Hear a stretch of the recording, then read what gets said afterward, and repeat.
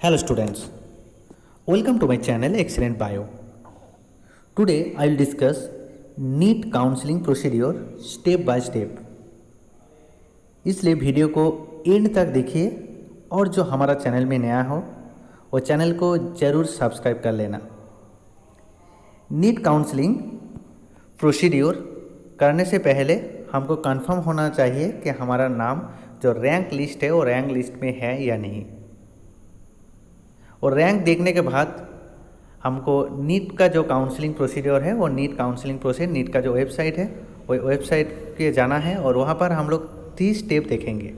Step 1 registration, step 2 fee payment, step 3 choice filling और एक step है वो है स्टेप 4।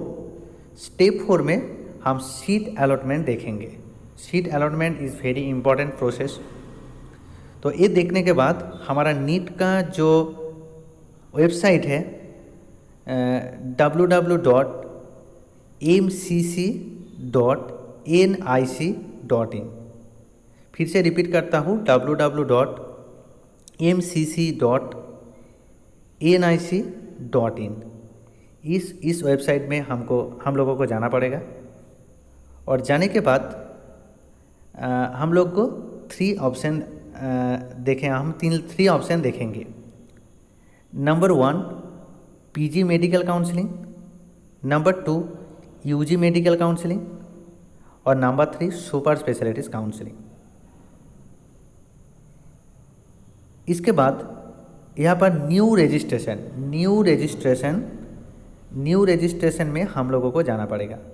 न्यू रजिस्ट्रेशन में जाने के बाद न्यू रजिस्ट्रेशन को क्लिक करना पड़ेगा और न्यू रजिस्ट्रेशन को हम क्लिक करेंगे। यहाँ पर देख रहे हैं वो न्यू रजिस्ट्रेशन से क्लिक करने के बाद ये ऑप्शन हम लोगों को शो करेगा।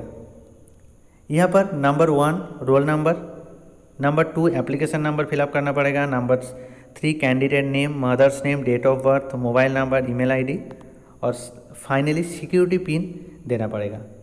और सिक्योरिटी पिन देने के बाद सबमिट करना पड़ेगा। ओके, इसके बाद हमारा जो न्यू काउंसलिंग का जो रजिस्ट्रेशन है वो रजिस्ट्रेशन के लिए रोल नंबर एंड पासवर्ड देने के बाद सबमिट ऑप्शन पर क्लिक करना पड़ेगा और सबमिट ऑप्शन पे क्लिक करने के बाद हमारा जो फ़ी पेमेंट है वो फ़ी पेमेंट करना पड़ेगा। तो फ़ी पेमेंट 2 टाइप का होता है। 1 नॉन रिफंडेबल रजिस्ट्रेशन फ़ी। तो ये नॉन रिफंडेबल रजिस्ट्रेशन फ़ी क्या होता है कि नॉन रिफंडेबल जो फ़ी है वो फ़ी हमको रिटर्न नहीं करेगा। तो यह 2 टाइप का होता है। एक 50% all India quota central universities और नंबर 2 डीम्ड यूनिवर्सिटी। और जनरल के लिए जो फ़ी है वो है 1000 और डीम्ड यूनिवर्सिटीज़ के लिए जनरल का जो फीस पेमेंट है वो है ₹5000। और SC PWD और OBC PWD का जो 50% ऑल इंडिया कोटे के लिए 500 और डीम्ड यूनिवर्सिटी के 5000। और जो रिफंडेबल जो ट्यूशन फ़ी है वो 15% all India quota central universities के लिए जो जनरल कैटेगरी का जो स्टूडेंट है वो उसको 10,000 फीस देना पड़ेगा और डीम्ड यूनिवर्सिटीज़ के लिए टोटल 2 लाख फीस देना पड़ेगा। और SC ST OBC PWD के लिए 50% जो ऑल इंडिया कोटा है उस पर 5000 और जो डीम्ड यूनिवर्सिटी के लिए टोटल 2 लाख फीस देना पड़ेगा। ओके, एक बार फ़ी पेमेंट के बाद ये फीस पेमेंट होने के बाद जो चॉइस फिलिंग है वो चॉइस फिलिंग में जाना पड़ेगा। चॉइस फिलिंग में हमारा जो डिफरेंस जो कॉलेज है वो कॉलेज को सिलेक्ट करना पड़ेगा। तो कॉलेज को कैसे सिलेक्ट करें उसके एक वीडियो हम कुछ दिन बाद हम अपलोड करेंगे हमारे चैनल पे। तो इसके बाद हम लोगों को जो काउंसलिंग प्रोसेस है टोटल कंप्लीट हो गया। तो अब हम बताएंगे कि list of documents required during the reporting of allotted college NEET. इसके लिए क्या क्या ज़रूरत है? Admit card of exam issued by NTA, result rank letter issued by NTA, birth certificate,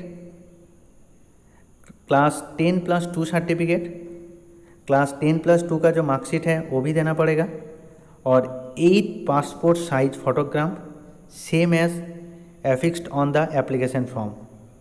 और जो जनरेटेड ऑनलाइन का जो डॉक्यूमेंट्स है व डॉक्यूमेंट लेटर है वो भी सबमिट करना पड़ेगा।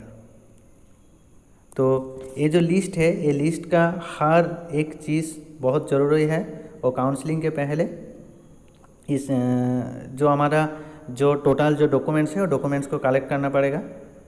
तो इसके अलावा हमारा आधार कार्ड, पैन कार्ड और ड्राइविंग लाइसेंस का भी ज़रूरत होगा। SC/ST certificate if applicable, OBC certificate if applicable, and PH और फिजिकल हैंडीकैप जो स्टूडेंट है उसके लिए डिसेबिलिटी का जो सर्टिफिकेट है वो भी सबमिट करना पड़ेगा ये काउंसलिंग के दौरान।